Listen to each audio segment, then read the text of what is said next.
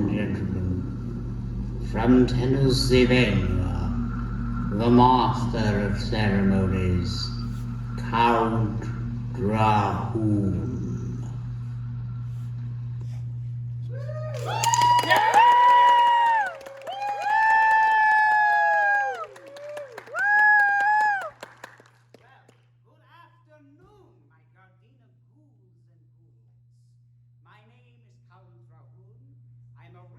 Vampire and horror host, but something tells me that that's not the weirdest thing you've seen here in LA. Anyway, today is my first time hosting a horror film here at Gardena Cinema. What does that mean exactly? Well, it's simple. I welcome you all with open cape, and we watch an old school monster movie. And then afterwards, I fill you in on the backstory of the movie we just watched. And now that the castle-keeping don'ts are out of the way, let us get into the heart of the matter. And hopefully you won't feel the need to drive a stake through it. This year marks the 60th anniversary of this drive-in cult classic starring the incomparable Vincent Price as Dr. Robert Morgan, the sole survivor of a worldwide plague that has turned the rest of humanity into vampire zombies, which are sort of like the redneck cousins of us normal vampires.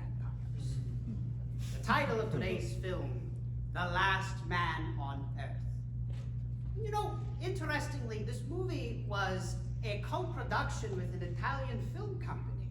It had two directors, Cindy Solkow from America, who previously worked with Price on an underrated horror anthology film called Twice Told Tales, and Ubaldo B. Ragona, an Italian director.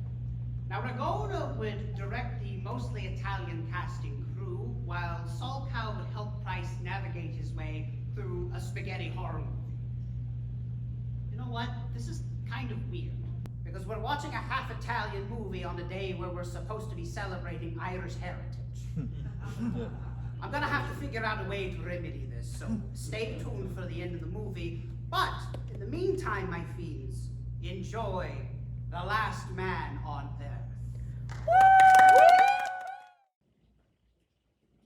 We switch you to the state capitol, where His Excellency, the Governor, is speaking from the Executive Mansion. Further, I have, in conjunction with the federal government, declared this state to be a disaster area.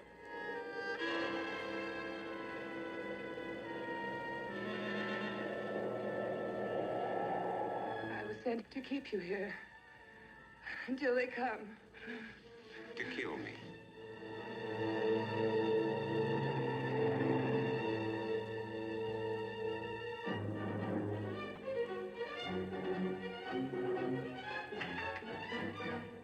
Vampires, alive among the lifeless, that make the night hideous with their inhuman cravings. If they are not destroyed in the flaming pits of hellfire, or staked to the ground in the light of the sun, will the unbelievable become real?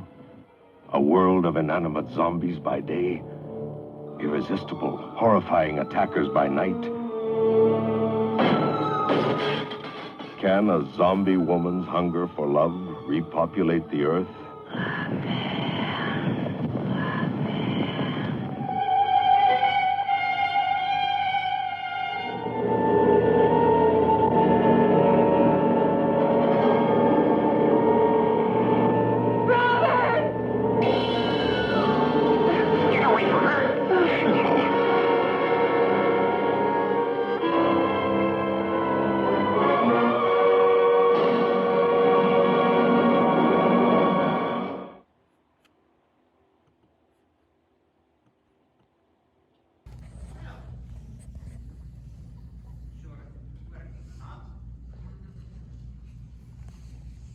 How did everyone like the movie?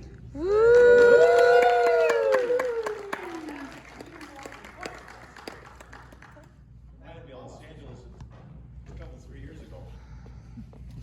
How do you like my killer?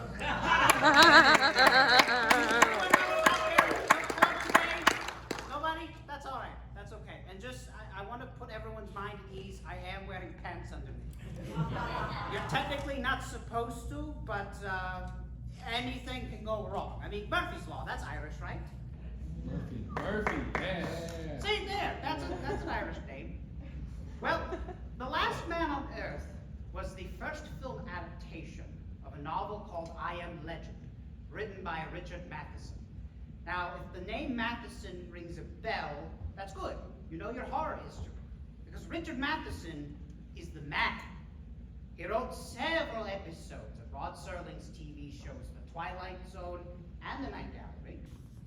He also wrote the Roger Corman-produced Edgar Allan Poe films, many of which starred Vincent Price, but perhaps his biggest claim to fame was The Night Stalker, the most watched television movie of the 1970s, and the film that gave us horror buffs our greatest hero, Carl Kolchak. Now, 2 more versions would come after this film. In the 70s, we got a more action-packed version starring Charlton Heston that featured mutants with dynamite afros, one of the first interracial love scenes on screen, and damn dirty apes! No, sorry, that's a different movie. But the title of that film, The Omega Man.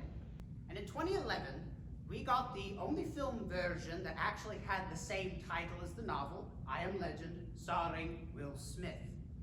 Now, of the 3 film versions, I think The Last Man on Earth is perhaps the most unique, because it's the only film version that was actually co-written by Richard Matheson. But he went under a pen name, Logan Swanson, because he was ashamed of the final draft of the script. However, years later, he would go on to say that this was the most faithful adaptation of his work. And to that I say, duh. You have the author of the book in the writer's room. Of course it's going to turn out the way it needs to. Oh, one more tidbit. Do you happen to know where the story I Am Legend is set? Anyone? Gardena, California. Oh. It turns out, this was actually pointed out to me by manager Bill, that Richard Matheson lived here in Gardena while he was writing I Am Legend.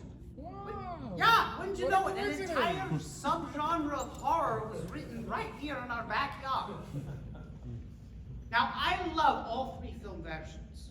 Last Man on Earth is perhaps my favorite, because I think it does the best job of capturing that bleak, apocalyptic nightmare-scape that Matheson was really going for. And let's face it, it's got Vincent Price. Yeah, he's the best. But seriously, name a bad Vincent Price film, I dare. There's a lot. Hey, shut up! His performance sells it. He is so captivating that we are able to forget about the limitations of the low budget of this picture.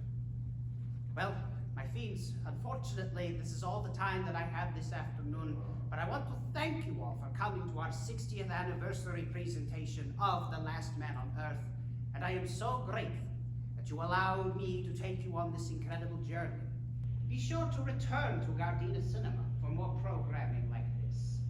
But before you leave, please always remember that as far as things go and things go bump in the night, there are some